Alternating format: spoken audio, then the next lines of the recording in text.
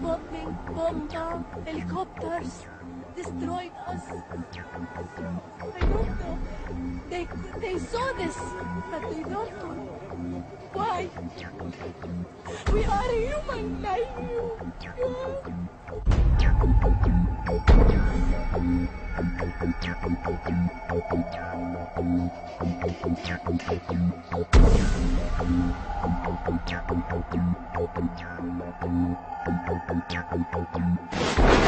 What is at stake is more in one small country.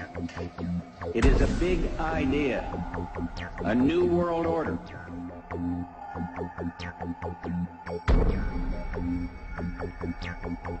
And this is the best case. We're going to establish the new world order.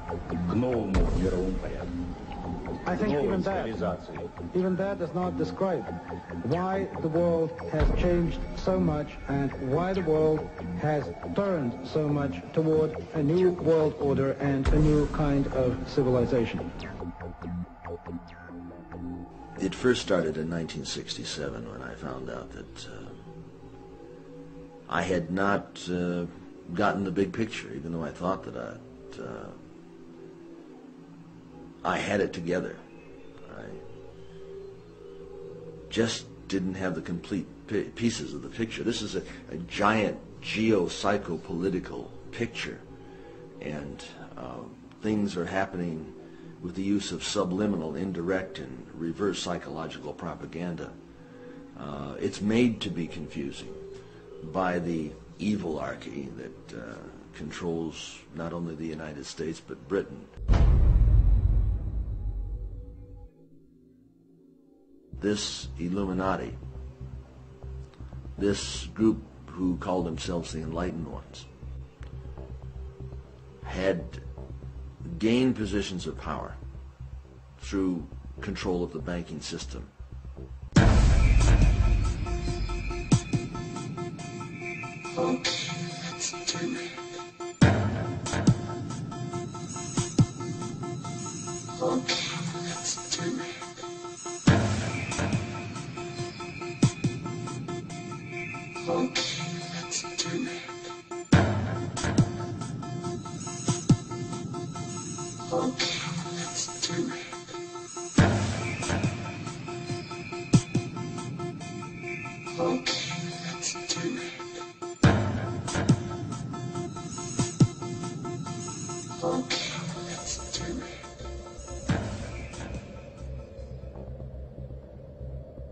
On the back of the dollar bill, you'll see the symbol on the left-hand side of the bill, which is annuit coeptus, which means our enterprise is now a success, or our enterprise is crowned with success. Annuit coeptus. So you're saying, fine, so you have an enterprise and it's now crowned with success. What enterprise are you talking about? Novus ordo seclorum. Novus is novus, meaning new. Ordo is order, and seclorum is where we get the word secular, meaning the world. So it's new order of the world, the new world order. George Bush's new world order is now a success.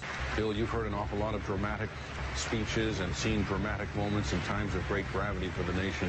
How would you assess this evening? This was a stirring address, in my view, shorter than his father's speech when he announced the New World Order, shorter than his father's speech when he announced the New World Order.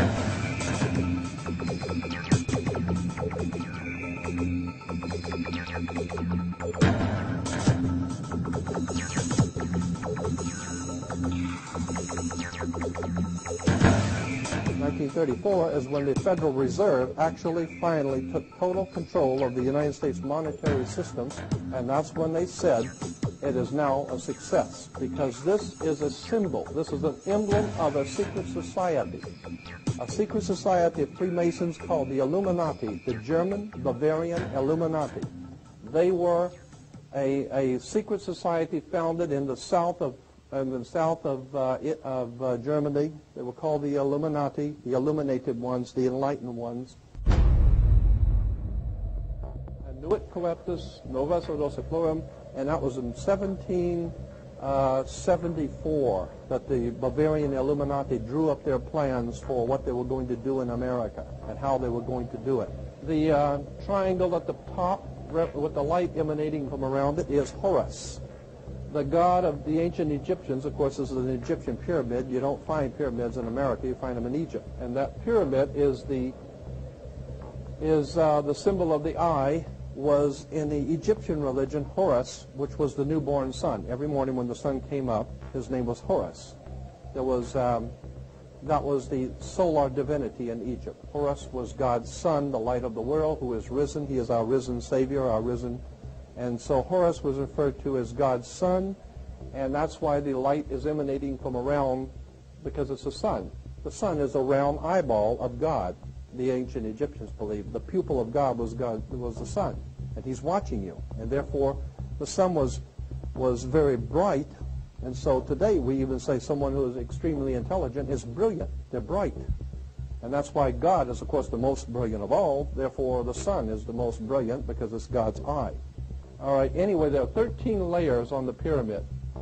And the 1776 at the bottom is 1776. A lot of people think it's because of the country being founded in 1776. It has nothing to do with that. As I said, this is on a document published back in 1774, 75, and then in 1776 the Roman numerals appeared on it in Europe. So what it amounted to is that the 1776 was when this secret society actually formed itself into a secret society and put itself into operation.